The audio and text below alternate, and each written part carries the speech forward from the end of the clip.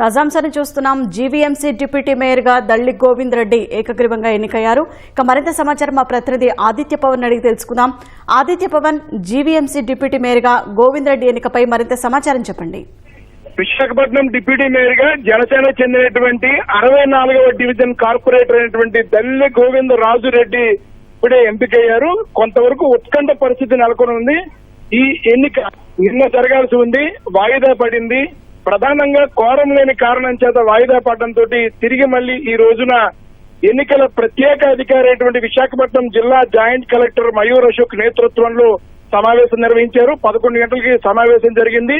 మొత్తం 59 మంది సభ్యులు కోరంలో పాల్గొన్నారు. కోరం సరిపోవడంతో సమావేశం జరిగింది. సమావేశంలో ఏకగ్రీవంగా, ఎందుకంటే దళ్లి గోవిందరాజురెడ్డి మాత్రమే బీఫామ్ ఇచ్చి నామినేషన్ వేశారు. అందువల్ల వారు ఏకగ్రీవంగా ఎన్నికైనట్టుగా ఎన్నికల ప్రత్యేక అధికారి మయూర్ అశోక్ కూడా ప్రకటించారు. ప్రధానంగా చూసుకున్నట్టయితే విశాఖపట్నం డిప్యూటీ మేయర్ ఎన్నికలో కొంత రాజకీయపరమైనటువంటి అంశం చోటు చేసుకుంది. ముందుగా డిప్యూటీ మేయర్ ఎన్నిక సంబంధించినటువంటి ఆ పదవిని తెలుగుదేశం పార్టీ కోరడం జరిగింది. అందువల్ల కొంత సందిగ్ధత ఏర్పడింది. చివరికి మళ్లీ జనసేన అధిష్టానం జోక్యం చేసుకోవడంతో కూటమి ధర్మాన్ని అనుసరించి ఆ డిప్యూటీ మేయర్ పదవిని జనసేనకి ఇవ్వాలనేటువంటి ప్రధానమైనటువంటి అధిష్టానం నిర్ణయం తీసుకుంది. ప్రధానంగా అధిష్టానం నిర్ణయం తీసుకుని ఒక సీల్ కవర్ రూపంలో దళ్లి గోవిందరాజురెడ్డి పేరుని ప్రతిపాదించి పంపించడం జరిగింది. ఈ రోజున ఎన్నిక జరగడంతో డిప్యూటీ మేయర్ గా జనసేన కార్పొరేటర్ దళ్లి గోవిందరాజురెడ్డి కూడా ఎంపిక జరిగింది. అయితే జనసేన వర్గం అంతా కూడా ఆనందాన్ని వ్యక్తం చేస్తున్నారు.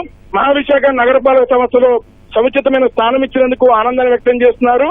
కొద్ది రోజుల క్రితం జరిగినటువంటి మేయర్ అవిశ్వాస పరీక్షలో కూడా 14 మంది జనసేన కార్పొరేటర్ల మద్దతు ఇవ్వడంతో అవిశ్వాస తీర్మానం గెలవడం జరిగినటువంటి ప్రధాన అంశాన్ని కూడా ప్రస్తావిస్తున్నారు.